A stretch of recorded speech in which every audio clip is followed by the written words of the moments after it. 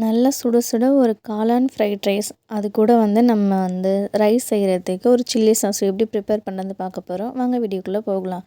ஒரு பாத்திரத்தில் தண்ணி சூடு பண்ணுறதுக்கு முன்னாடி அதில் 4 காஞ்ச மிளகா நல்லா காரமாக இருந்துச்சுன்னா 4 இல்லை 5 சேர்த்துக்கோங்க.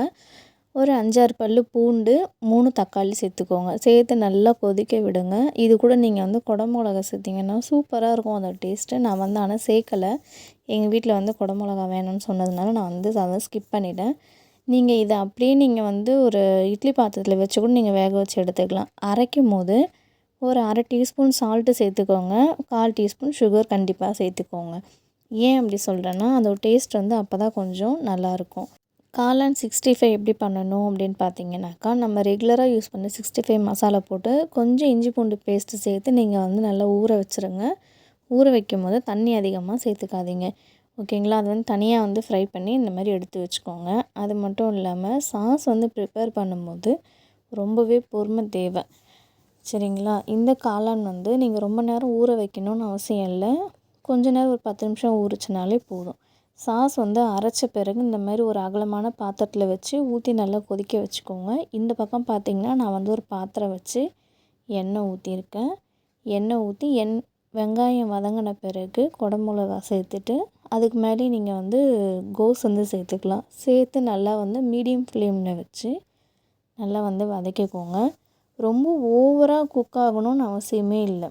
அதான் நம்ம ஃப்ரைட் ரைஸ் சாப்பிட்றப்ப தான் எல்லாருக்குமே தெரியும். ஸோ அந்த ஒரு அளவில் இருந்தாலே போதும். சாஸ் இந்த மாதிரி கெட்டியானதை ஸ்டவ்வை ஆஃப் பண்ணிக்கோங்க. நீங்கள் இதில் லைம் ஜூஸ் விட்டுக்கலாம்.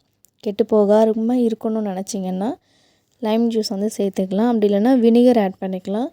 நான் ரெண்டுமே நான் யூஸ் பண்ணலை. அப்படியே நான் ஃப்ரிட்ஜில் ஸ்டோர் பண்ணி வச்சுக்குவேன். நல்லா தான் இருக்கும்.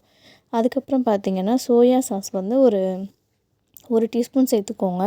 அதுக்கு மேலே பெப்பர் சேர்த்துக்கோங்க. நான் பச்சை மிளகா எதுவுமே சேர்க்கலை. அது மட்டும் இல்லாமல் லைட்டாக 65 மசாலா கண்டிப்பாக சேர்த்தே ஆகணும். ஏன் சொல்கிறேன் அப்படின்னா நம்மளோட ஃப்ரைட் ரைஸோட அந்த ரிச்னஸ் அதுலேருந்து தான் கொஞ்சம் அதிகமாக கிடைக்கும். அதுக்கப்புறம் பார்த்திங்கன்னா நம்மளோட வீட்டில் செஞ்ச சில்லி சாஸ் சேர்த்துக்கோங்க.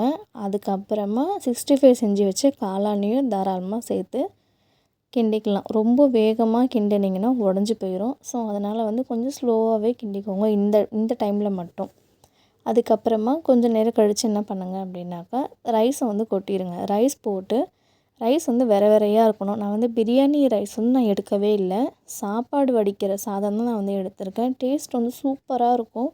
நீங்கள் இந்த டேஸ்ட்டு வரணும்னு நினச்சிங்க அப்படின்னாக்கா நீங்கள் பாஸ்மதி ரைஸ்லேயும் கண்டிப்பாக ட்ரை பண்ணி பார்க்கலாம். இல்லை வேண்டாம் சிம்பிளாக செய்கிறேன்னா வீட்டில் செய்கிற சாதமே நீங்கள் யூஸ் பண்ணிக்கலாம்.